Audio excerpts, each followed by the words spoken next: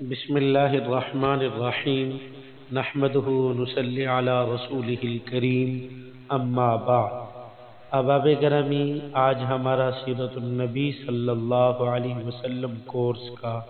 20واں سبق ہے، اور آج 20ویں سبق کا عنوان ہجرت کا 11واں سال۔ سب سے پہلے جیش اسامہ کو بیان کریں گے۔ دیکھیں، اس لشکر کا دوسرا نام سریہ اسامہ بھی ہے۔ یہ سب سے آخری فوج ہے جس کے روانہ کرنے کا رسول اللہ صلی اللہ علیہ وسلم نے حکم دیا۔ 26 صفر 11 ہجری کو رسول اللہ صلی اللہ علیہ وسلم نے رومیوں سے جنگ کی تیاری کا حکم دیا، اور دوسرے دن حضرت اسامہ بن زید رضی اللہ تعالیٰ عنہ کو بلا کر فرمایا، میں نے تم کو اس فوج کا امیر مقرر کیا ہے، تم اپنے باپ کی شہادت گاہ مقام ابنا میں جاؤ اور نہایت تیزی کے ساتھ سفر کر کے ان کفار پر اچانک حملہ کر دو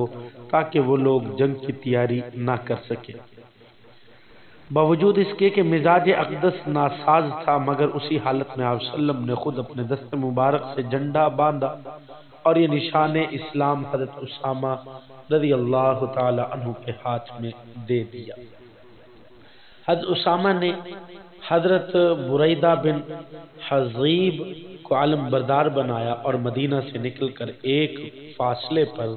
مقام جرف میں پڑاؤ کیا تاکہ وہاں پورا لشکر جمع ہو سکے۔ رسول اللہ صلی اللہ علیہ وسلم نے انصار و مہاجرین کے تمام معززین کو بھی اس لشکر میں شامل ہونے کا حکم دے دیا۔ بعض لوگوں پر یہ شاک گزرا کہ ایسا لشکر کہ جس میں انصار و مہاجرین کے اکابر اور بڑے بڑے لوگ موجود ہیں، ان میں ایک نو عمر لڑکا کہ جس کی عمر 20 سال سے زائد نہیں،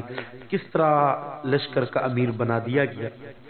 جب رسول اللہ صلی اللہ علیہ وسلم کو اس اعتراض کی خبر ہوگی تو آپ کے قلب نازک پر صدمہ گزرا، اور آپ نے علالت کے باوجود سر میں پٹی باندھے ہوئے ایک چادر اوڑھ کر آپ ممبر پر ایک خطبہ دیا، جس میں ارشاد فرمایا کہ اگر تم لوگوں نے اسامہ کے سپہ سالاری پر تانا زنی کی ہے تو تم لوگوں نے اس سے قبل اس کے باپ کے سپہ سالار ہونے پر بھی تانا زنی کی تھی، حالانکہ خدا کی قسم اس کا باپ زید بن حارثہ سپہ سالار ہونے کے لائق تھا، اور اس کے بعد اس کا بیٹا اسامہ بن زید بھی سپہ سالار ہونے کے قابل ہے، اور یہ میرے نزدیک میرے محبوب ترین صحابہ میں سے ہے، جیسا کہ اس کا باپ میرے محبوب ترین اصحاب میں سے تھا۔ تو لہذا اسامہ رضی اللہ تعالی عنہ کے بارے میں تم لوگ نیک وصیت کو قبول کرو کہ وہ تمہارے بہترین لوگوں میں سے ہے۔ رسول اللہ صلی اللہ علیہ وسلم یہ خطبہ دے کر مکان میں تشریف لے کر آپ کے علالت میں کچھ اور بھی اضافہ ہو گیا۔ حضرت اسامہ حکم نبوی کی تکمیل کرتے ہوئے مقام جرف میں پہنچ گئے، اور وہاں لشکر اسلام کا اجتماع ہوا۔ یہاں ایک عظیم لشکر تیار ہو گیا۔ 10 ربیع الاول 11 ہجری کو جہاد میں جانے والے خواص رسول اللہ صلی اللہ علیہ وسلم سے رخصت ہونے کے لیے آئے اور رخصت ہو کر مقام جرف میں پہنچے، اور اس کے دوسرے دن رسول اللہ صلی اللہ علیہ وسلم کی علالت میں اور زیادہ شدت ہو گئی۔ حضرت اسامہ بھی آپ کے مزاج پرسی اور رخصت ہونے کے لیے خدمت اقدس میں حاضر ہوئے۔ آپ نے حضرت اسامہ کو دیکھا، مگر ضعف کی وجہ سے کچھ بول نہ سکے، بار بار دست مبارک کو آسمان کی طرف اٹھاتے تھے اور ان کے بدن پر اپنا مقدس ہاتھ پھیرتے تھے۔ حضرت اسامہ رضی اللہ تعالی عنہ کا بیان ہے کہ اس سے میں نے یہ سمجھا کہ رسول اللہ میرے لیے دعا فرما رہے ہیں۔ اس کے بعد حضرت اسامہ رخصت ہو کر اپنی فوج میں تشریف لے گئے، اور آپ 12 ربیع الاول 11 ہجری کو کوچ کرنے کا اعلان فرمایا۔ اب سوار ہونے کی تیاری کر رہے تھے کہ ان کی والدہ حضرت ام ایمن کا ایک پیغام رسا آدمی پہنچا اور فرمایا کہ رسول اللہ حالت نزا میں ہے۔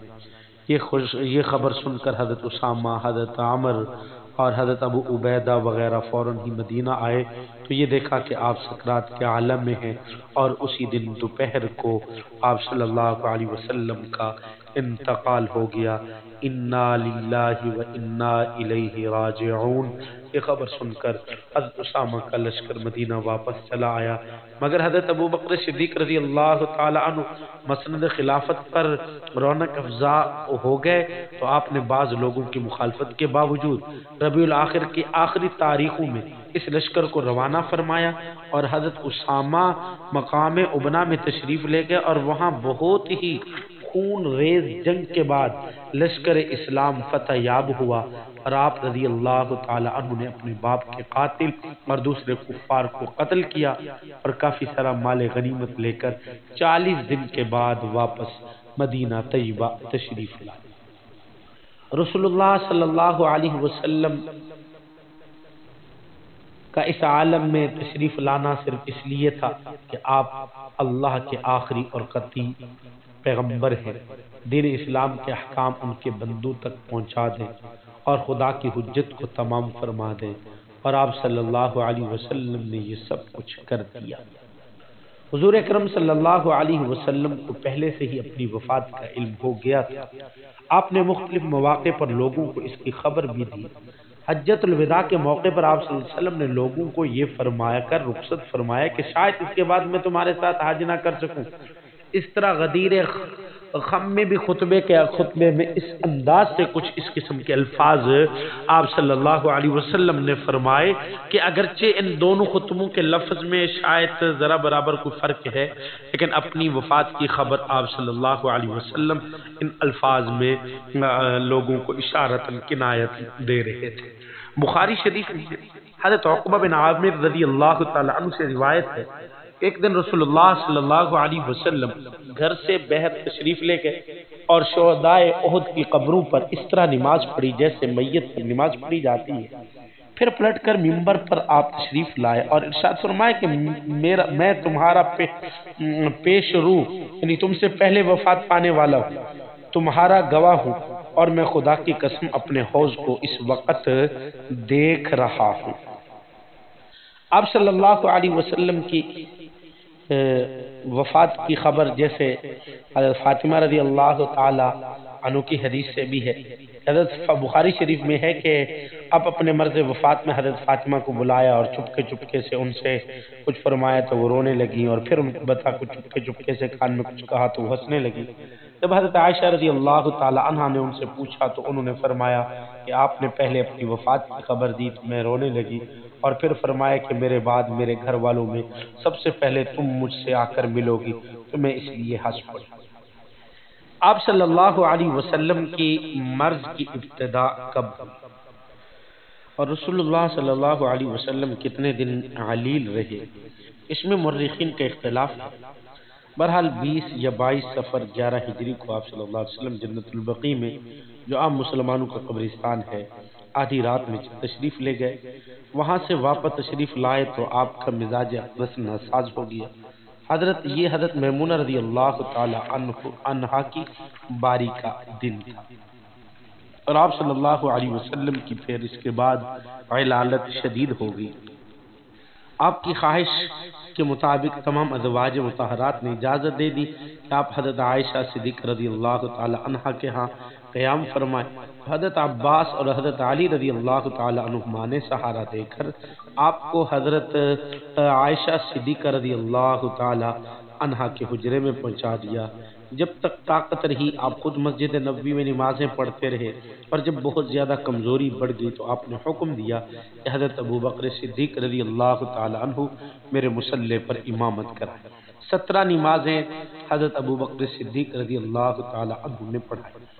ایک دن ظہر کی نماز کے وقت مرض میں کچھ افاقہ محسوس ہوا تو آپ نے حکم دیا کہ 7 پانی کی مشکیں میرے اوپر ڈالیں۔ تو جب آپ غسل فرما چکے تو حضرت عباس اور حضرت علی آپ کو بازو تھام کر اور سہارا دے کر آپ کو مسجد میں لائے۔ حضرت ابوبکر صدیق رضی اللہ تعالی عنہ نماز پڑھا رہے تھے، آہٹ پا کر پیچھے ہٹنے لگے، مگر آپ نے اشارے سے ان کو روکا اور ان کے پہلو میں بیٹھ کر نماز پڑھائی۔ آپ کو دیکھ کر حضرت ابوبکر صدیق رضی اللہ تعالیٰ عنہ اور دوسرے مقتدی ارکان نماز ادا کرتے رہے۔ نماز کے بعد آپ نے ایک خطبہ بھی دیا جس میں بہت سی وصیتیں اور احکام اسلام بیان فرما کر انصار کے فضائل اور ان کے حقوق کے بارے میں کچھ کلمات ارشاد فرمائے، اور سورۃ عصر اور ایک اور آیت آپ صلی اللہ علیہ وسلم نے تلاوت فرمائی، اور گھر میں 7 دینار رکھے ہوئے تھے۔ آپ صلی اللہ علیہ وسلم نے حضرت عائشہ سے فرمایا کہ تم ان دیناروں کو لاؤ تاکہ میں ان دیناروں کو خدا کی راہ میں خرچ کر دوں۔ حضرت علی رضی اللہ تعالیٰ عنہ کے ذریعے آپ صلی اللہ علیہ وسلم نے ان دیناروں کو تقسیم کر دیا اور اپنے گھر میں ایک ذرہ برابر بھی سونا یا چاندی نہیں چھوڑی۔ رسول اللہ صلی اللہ علیہ وسلم کے مرض میں کمی بیشی ہوتی رہی اور آپ اپنے حجرے میں تشریف فرما تھے، اور اس طریقے سے کبھی افاقہ ہو جاتا اور کبھی آپ صلی اللہ علیہ وسلم کے مرض میں مزید اضافہ ہو جاتا۔ حضرت انس رضی اللہ تعالی عنہ کا بیان ہے کہ آپ صلی اللہ علیہ وسلم کا رخ انور ایسا معلوم ہوتا کہ گویا قرآن کا کوئی ورق ہے، یعنی بالکل سفید ہو گیا ہے۔ اس کے بعد آپ صلی اللہ علیہ وسلم پر بار بار غشی طاری ہونے لگی۔ حضرت فاطمہ الزہرا کی زبان سے شدت غم میں یہ الفاظ نکل گئے، ہے میرے باپ کی بے چینی۔ رسول اللہ صلی اللہ علیہ وسلم نے جب یہ سنا تو فرمایا کہ اے میری بیٹی، تمہارے باپ آج کے بعد کبھی بے چین نہیں ہوگا۔ اس کے بعد بار بار آپ صلی اللہ علیہ وسلم یہ فرما رہے تھے مع الذین انعم اللہ علیہم، یعنی ان لوگوں کے ساتھ کہ جن پر خدا کا انعام ہے، اور کبھی فرماتے اللہم فی رفیق الاعلی، اور فرماتے کہ میں بڑے رفیق میں، اور لا الہ الا اللہ بھی آپ پڑھتے تھے۔ اس طریقے سے آپ صلی اللہ علیہ وسلم یہ کہا کرتے تھے۔ اور حضرت عائشہ صدیقہ رضی اللہ تعالی عنہ فرماتی ہیں کہ تندرستی کی حالت میں آپ صلی اللہ علیہ وسلم اکثر فرمایا کرتے تھے کہ پیغمبروں کو اختیار دیا جاتا ہے وہ خواہ وفات کو قبول کریں یا حیات دنیا کو، اور جب رسول اللہ صلی اللہ علیہ وسلم کی زبان اقدس پر یہ الفاظ جاری ہوئے تو میں نے سمجھ لیا کہ آپ صلی اللہ علیہ وسلم نے آخرت کو قبول فرما لیا۔ وفات سے تھوڑی دیر پہلے حضرت عائشہ صدیقہ رضی اللہ تعالی عنہا کے بھائی عبد الرحمن بن ابو بکر تازہ مسواک ہاتھ میں لیے حاضر ہوئے،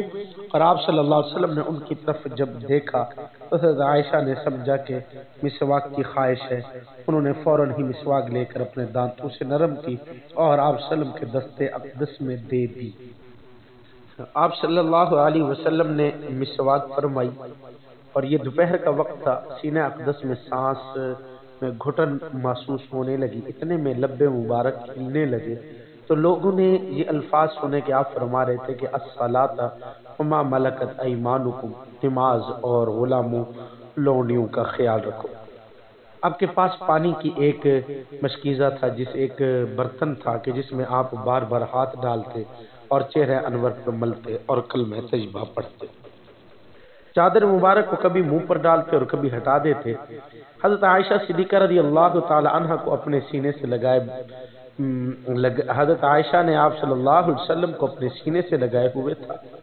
اتنے میں آپ صلی اللہ علیہ وسلم نے ہاتھ اٹھا کر انگلی سے اشارہ فرمایا اور 3 مرتبہ یہ فرمایا بل الرفیق الاعلی، اب کوئی نہیں بلکہ وہ بڑا رفیق ہے۔ یہی الفاظ زبان اقدس پہ تھے تو آپ کا ہاتھ لٹک گیا اور آنکھیں آپ صلی اللہ علیہ وسلم کی کھلی رہ گئی، اور آپ صلی اللہ علیہ وسلم کی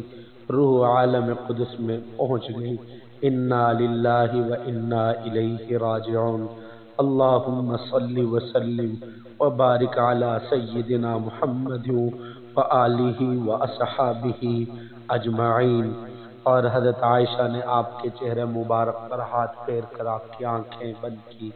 اور آپ صلی اللہ علیہ وسلم کو سیدھا فرمایا۔ تاریخ وفات میں بھی اختلاف ہے، لیکن جو ایک مشہور ہمارے معاشرے میں ہوا ہے وہ 12 ربیع الاول 11 ہجری ہے، جبکہ جو زیادہ صحیح قول ہے وہ 8 ربیع الاول کا ہے، اور بعض نے 9 ربیع الاول کا بھی لکھا ہے۔ رسول اللہ صلی اللہ علیہ وسلم کی وفات سے حضرات صحابہ اکرام رضوان اللہ علیہم اجمعین اور اہل بیت عظام کو اتنا بڑا صدمہ پہنچا، اور اہل مدینہ کا کیا حال ہو گیا کہ اس کی تصویر کشی کے لیے ہزاروں صفات بھی لکھے جائیں تو وہ کم پڑ جائیں گے۔ تو اس لیے ایک عجیب کیفیت ہوگی، حضرت عثمان غنی رضی اللہ تعالیٰ عنہ پر ایسا سختہ طاری ہو گیا کہ وہ ادھر ادھر بھاگے بھاگے پھر رہے تھے، مگر کسی سے کچھ نہیں کہتے اور نہ کسی کی کچھ سنتے۔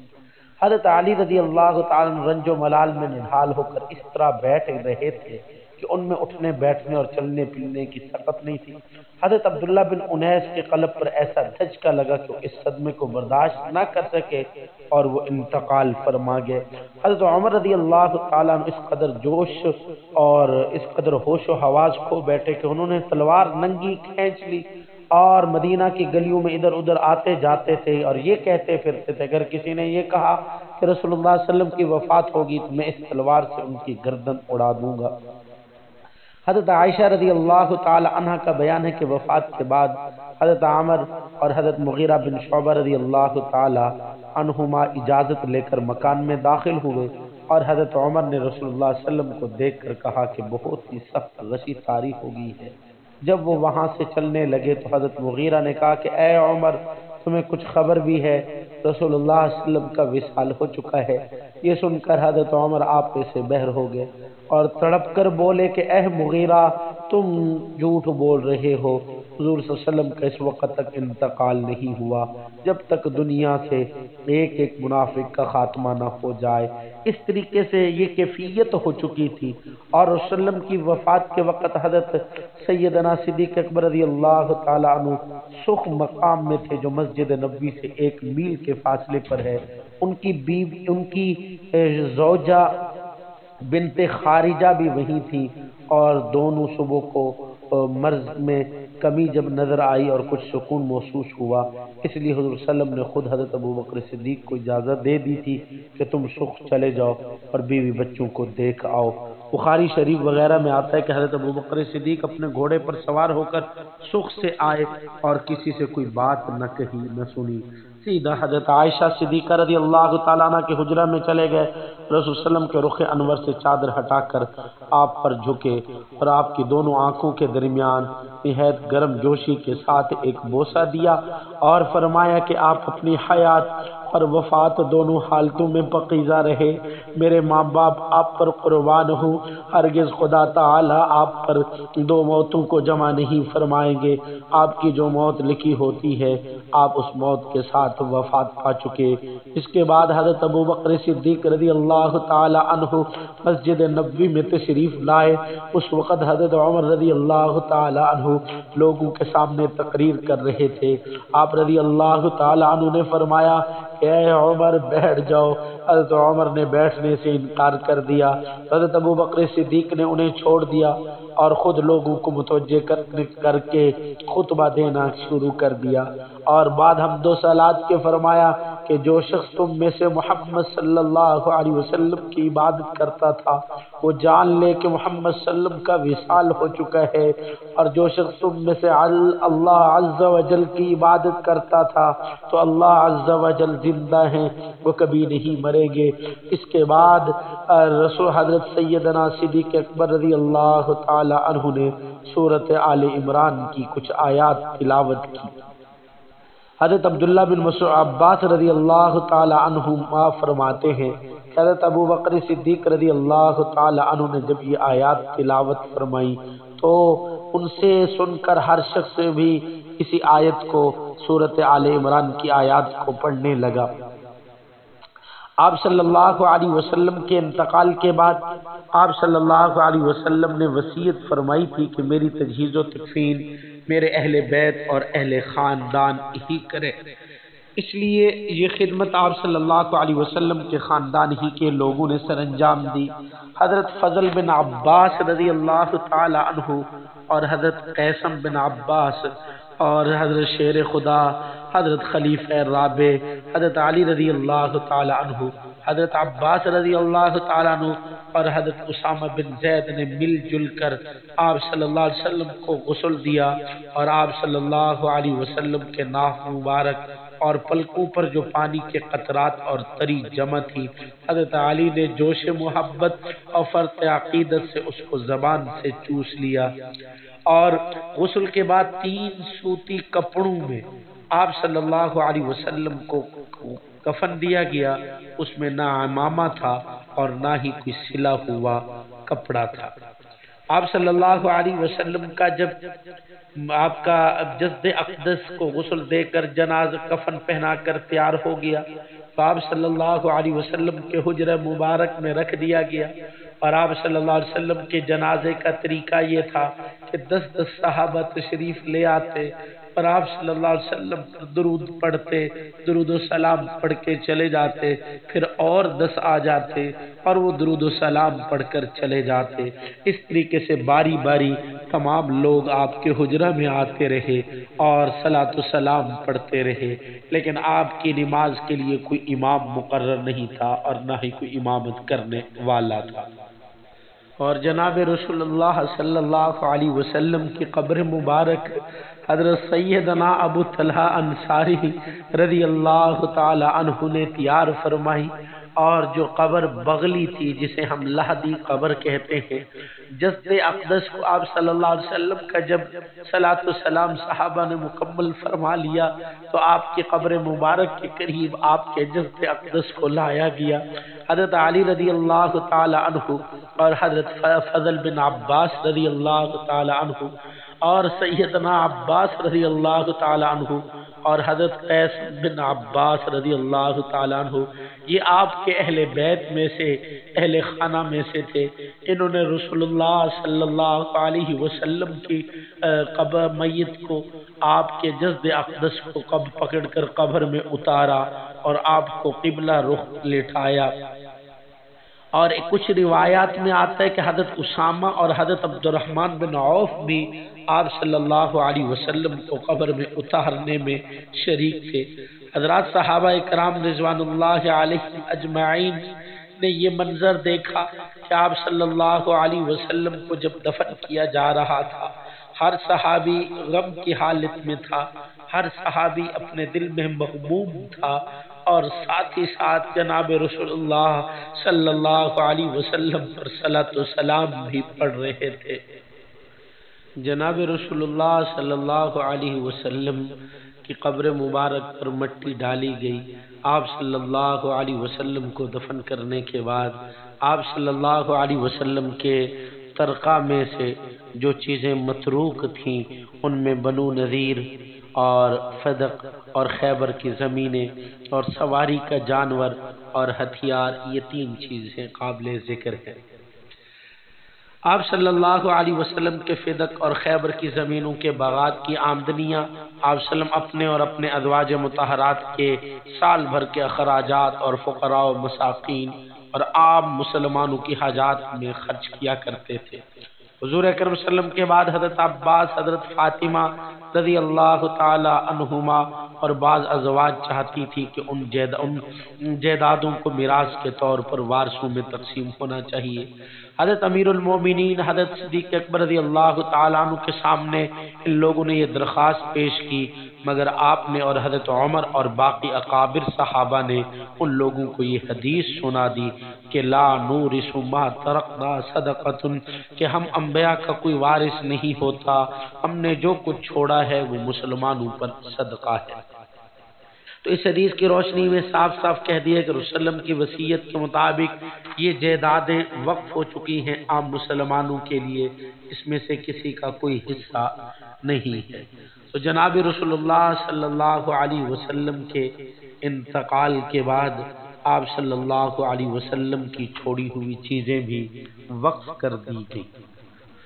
آپ صلی اللہ علیہ وسلم کی وفات کے بعد آپ صلی اللہ علیہ وسلم کے متروکہ سامان کے علاوہ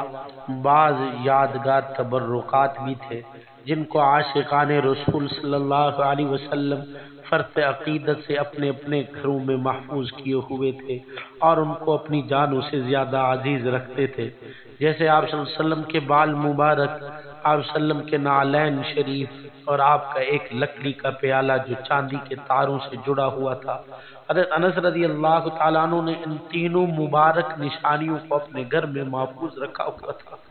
اسی طرح ایک موٹا کمبل حضرت عائشہ صدیقہ رضی اللہ تعالی عنہ کے پاس تھا جن کو وہ بطور تبرک اپنے پاس رکھے ہوئے تھی اور لوگوں کو اس کی زیارت کراتی تھی۔ حضرت ابو بردا کا بیان ہے کہ ہم لوگوں کو حضرت عائشہ صدیقہ رضی اللہ تعالیٰ عنہ کی خدمت میں حاضری کا شرف ہوا تو انہوں نے ایک موٹا کمبل نکالا اور فرمایا کہ یہ وہی کمبل ہے جس میں جناب رسول اللہ صلی اللہ علیہ وسلم کی وفات ہوئی ہے۔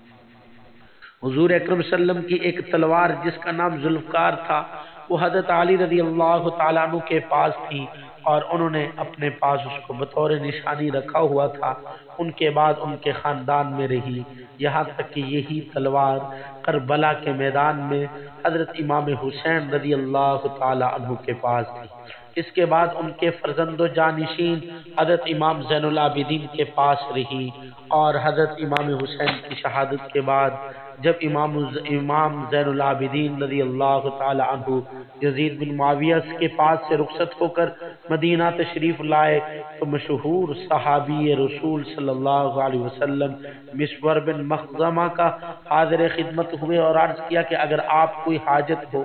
یا کوئی میرے لائق کی خدمت ہو تو آپ مجھے حکم دے دیں، میں آپ کے حکم کی تکمیل کے لیے حاضر ہوں۔ آپ نے فرمایا مجھے کوئی حاجت نہیں، مگر مسور نے یہ گزارش کی کہ آپ کے پاس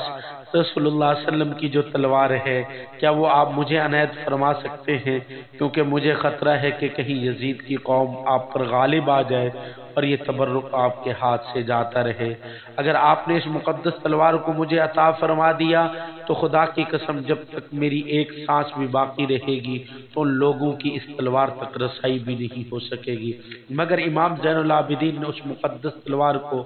اپنے آپ سے جدا کرنا گوارا نہیں فرمایا، اور آپ صلی اللہ علیہ وسلم کی ایک انگوٹھی تھی اور عصائے مبارک تھا۔ تو جو خلفاء کے پاس آئے، یعنی سے پہلے سیدنا صدیق اکبر رضی اللہ عنہ کے پاس، اور پھر حضرت عمر فاروق رضی اللہ تعالیٰ عنہ کے پاس، اور پھر حضرت عثمان غنی رضی اللہ تعالیٰ عنہ کے پاس رہا، لیکن انگوٹھی حضرت عثمان غنی رضی اللہ عنہ کے زمانہ خلافت میں ایک دن حضرت عثمان غنی رضی اللہ تعالیٰ عنہ بیر عریش کے پاس بیٹھ کر عصر کے بعد کھیل رہے تھے اور اس کی منڈیر پر بیٹھے، وہ آپ کے ہاتھ سے گر کر اس کنویں میں چلی گئی اور پھر باوجود تلاش کرنے کے وہ انگوٹھی آپ کو نہیں ملی۔ تو اس قسم کے دوسرے اور تبرکات بھی تھے جو مختلف صحابہ کے پاس محفوظ تھے اور جن کا تذکرہ حدیث کی کتابوں میں اور سیرت کی مختلف کتابوں میں جا بجا آتا ہے۔ ان مقدس تبرکات سے حضرات صحابہ و تابعین کو اس قدر بہترین محبت تھی کہ وہ ان کو اپنی جانوں سے بھی زیادہ عزیز سمجھتے تھے۔ اللہ رب العزت ہمیں سمجھنے کی، عمل کرنے کی اور آپ صلی اللہ علیہ وسلم کی مکمل سیرت پر عمل کرنے کی توفیق عطا فرمائے۔ وما علینا الا البلاغ۔